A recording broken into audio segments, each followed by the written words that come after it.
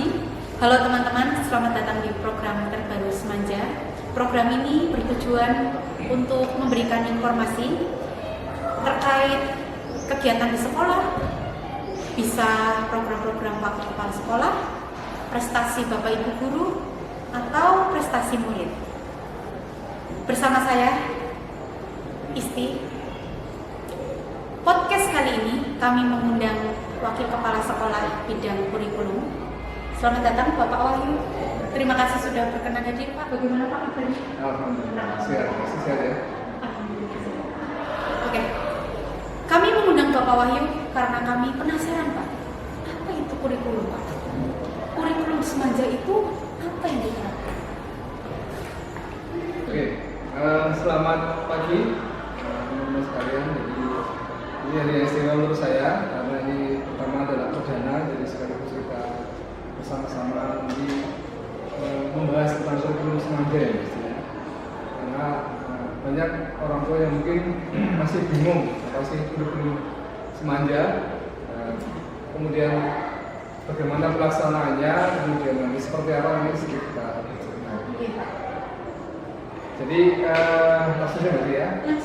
Saya semakin penasaran Pak. Monggo Pak. Jadi kurikulum Semanja ini di tahun ini, tahun pelajaran 2022-2023 ini ada dua kurikulum Mbak. Jadi yang kelas 11 dan kelas 12 itu masih melanjutkan ya kurikulum 2013 saya lama. Kemudian yang siswa kelas 10 itu kurikulum yang baru, biasanya disebut dengan IKM. Tahu apa sih IKM itu apa? Iya itu Pak. Maka dari itu Pak, saya ingin tanya ini ke Pak Wahyu. Belum tahu ya. Jadi IKM itu kan singkatan dari implementasi kurikulum merdeka. Jadi di kurikulum merdeka itu ada tiga pilihan. Di Semanja ini mengambil pilihan yang tengah, yaitu kurikulum merdeka berubah. Jadi apa sih merdeka berubah itu?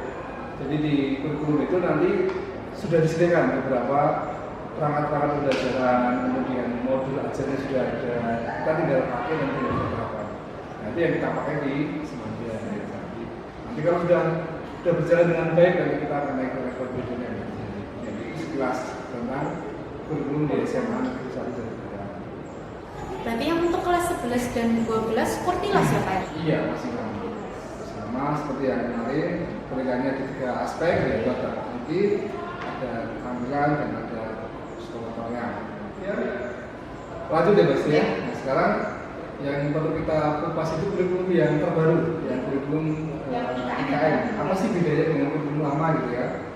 Yang mendasar adalah di kurikulum baru ini ada yang namanya P5. Iya. Jadi nah itu Pak. P5 ada 5. Potong dulu ya Pak. Bukan seperti itu loh Pak. P5 P-nya ada 5 ya betul. P5 itu apa sih Pak? Maksudnya ini kan banyak ya orang-orang yang penasaran. P5. Saya juga penasaran. P5 itu apa sih Pak? Jadi dalam kurikulum baru IKM itu nanti ada kegiatan pembelajaran yang seperti yang kurikulum lama, yaitu kegiatan istilahnya adalah intrakurikuler, jadi KBM seperti di kelas biasa. Kemudian dengan porsi 70%. Kemudian nanti yang sisanya yang 30% itu nanti porsi untuk P5.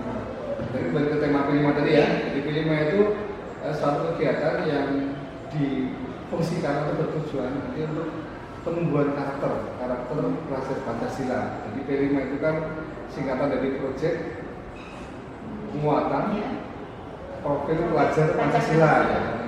Karena panjang ya, balik ya. Akan letaknya kembali Pak. Nah, alhamdulillah semuanya sudah berjalan semester 1 kemarin. Ya, ini kita umumnya podcast kita sudah berjalan 1 semester, jadi kita bisa bercerita. Sedikit ya Pak. Bagaimana tentang pelaksanaan P5 ya. Jadi di P5 di Semanja itu yang semester 1 kemarin, yaitu ya sudah melaksanakan 2 tema. Dari 7 tema kita mengambil 3 tema dalam satu jenjang. Itu temanya bisa lebih dari 3 Pak? Kalau kelas 10 hanya 3 tema. Kelas 11 nanti kalau mereka naik kelas baru 2 tema, dan yang kelas 12 2 tema. Tema yang sudah berjalan kemarin itu yang kita laksanakan adalah tema berhubungan dengan gaya hidup berkelanjutan. Ya. Ini pemirsa atau Bapak Ibu yang menyaksikan bisa melihat di channel Semanja kalau nggak salah ya, sudah di-upload kegiatan kelima tema 1 dan tema 2. Jadi yang tema 1 kemarin kita mengoptimalkan tentang hidup ya Pak. Iya, yaitu tentang pengolahan limbah ini. Pengolahan limbah sampah ya, sampah yang bisa dimanfaatkan untuk kehidupan sehari-hari dan bisa bermanfaat ekonomi juga mungkin. Kemudian yang tema yang kedua, mari kita ambil tema kewirausahaan ya, kewirausahaan. Jadi bagaimana mereka berdagang, belajar berdagang, berwirausaha dari strategi ya Pak.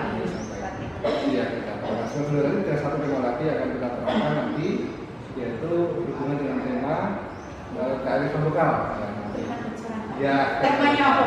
seperti Penasaran? apa kearifan lokal itu nanti akan kita ulas di podcast berikutnya saja. Siap, berarti masih rahasia ya Pak ya? Belum Iya. bisa Proses. disampaikan secara detail. Iya. Padahal saya penasaran Pak. Soalnya tema yang ketiga itu kan terkait kearifan lokal itu berarti budaya ya Pak ya? Berarti Bapak siap hadir lagi ya Pak ya? Siap. Kalau kami undang Kita akan kupas lagi yang P5 Pak P5, ya. Karena itu memang harus dikupas. Karena banyak mungkin wali-wali murid ya Pak, wali murid yang penasaran terkait P5 itu apa. Dan pastinya kan ingin tahu anak-anak itu apa sih, ini kan kurikulumnya baru nih, kegiatannya apa saja. Ya, kegiatan juga di perbedaan juga di semester di kelas 10 ini yang IKM juga nanti raportnya ada dua raport. Jadi ada raport yang Ada berapa? penilaian kegiatan intrakuliah dan nilai sematif di kegiatan KBM. Kemudian ada penilaian raport project yang hanya 1 tahun sekali kalau project ya. Dan kalau yang kegiatan pembelajaran nanti raportnya itu tiap semester. Jadi mereka akan menerima raport di semester 2 nanti mereka menerima raport 2. Jadi kalau saat semester 1 tidak ada itu ya Pak, raport projectnya ya Pak? Tidak ada. Oh berarti diakumulasikan ke semester 2? Ya. Oh seperti itu. Oke, jadi selama penerapan ini Pak, penerapan IKM ya Pak, pernah menemui kendala tidak ya Pak? Maksudnya itu kan pasti penasaran Pak, aman-aman saja atau memang pernah mengalami kendala? Kendala masih ada pasti karena yang namanya barang baru itu kan tentunya banyak yang mencoba, termasuk pelaksanaan kurikulum yang ini kan juga kita P5 kemarin juga kita mencoba berbagai metode ya.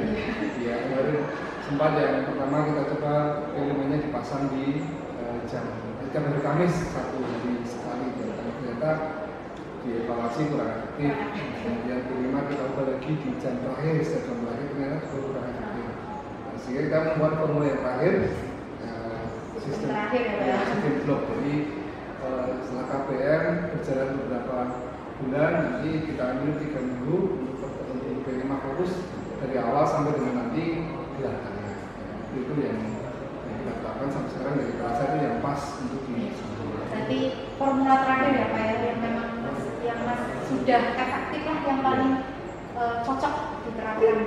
Oke, ya karena baru, jadi akhirnya kan kita mungkin Bapak ya, mungkin dari Bapak kan berusaha untuk mencari bagaimana sih yang tepat itu seperti apa. Ya kan ya Pak?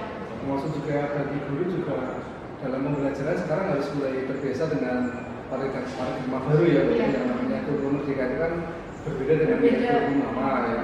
Kalau dulu kan sentralnya adalah guru ya, nah sekarang murid yang harus siswa. sebagai apa, harus aktif, nanti guru sebagai fasilitator.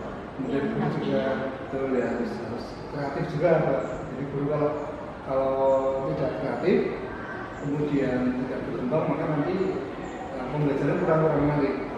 Yang kedua di kurikulum merdeka itu kan berarti kita harus lebih mengembangkan potensi yang dimiliki siswa.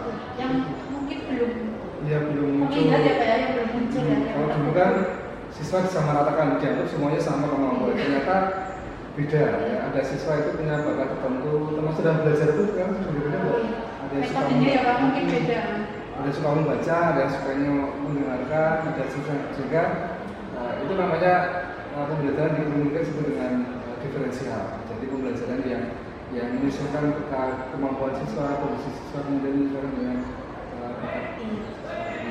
ya harus menjadi potensi siswa juga, potensi guru juga harus digali lebih dalam lagi dalam kurikulum. Jadi sama-sama mengembangkan.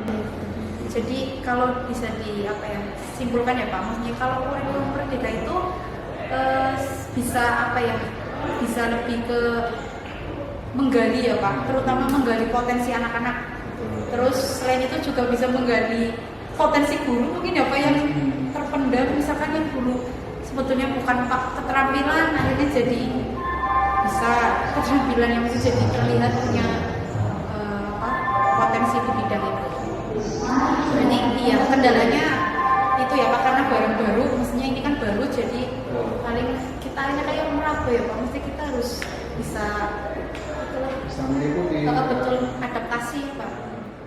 Simpel saja harapan saya sebagai kepala sekolah kurikulum ya, maksudnya mari kita sama-sama menjalankan kurikulum yang terbaru ini dengan ikhlas, kemudian dengan sungguh-sungguh, kemudian kita juga harus berani merubah paradigma kita dari pengajar lama menjadi model yang baru yang bisa diterapkan siswa, inovatif. Jadi makna merdeka itu kan berarti bukan bebas, tapi kita harus merdeka untuk mengembangkan potensi siswa dan potensi diri kita sendiri. Intinya mari kita sama-sama mengikuti kurikulum yang baru dengan semangat dan ikhlas. Salam dan hasilkan. Semoga harapannya Pak Wahyu untuk kurikulum di Semaja ini bisa terwujud ya Pak ya, dan penerapan kurikulum ini terwujud juga kan harus dibantu ya Pak dari semua aspek ya Pak, mulai dari guru-gurunya juga harus semangat ya, selain itu muridnya juga harus bisa dikondisikan, selain itu juga ada pihak-pihak lain yang tentunya memberikan dukungan lah ini untuk kurikulum terbaru. Jadi terima kasih Pak sudah hadir, sudah berkenan ya Pak mau diundang ke sini. Podcast selanjutnya ya Pak ya. Siap. Saya harap Bapak mau datang lagi ke sini Pak.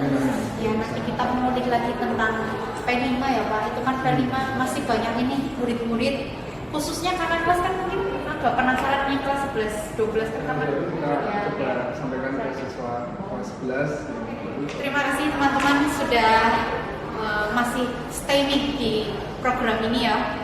Semoga podcast selanjutnya bisa memberikan manfaat lagi. Dan cukup dari saya. Saya akhiri. Wassalamualaikum warahmatullahi wabarakatuh. Tetap semangat.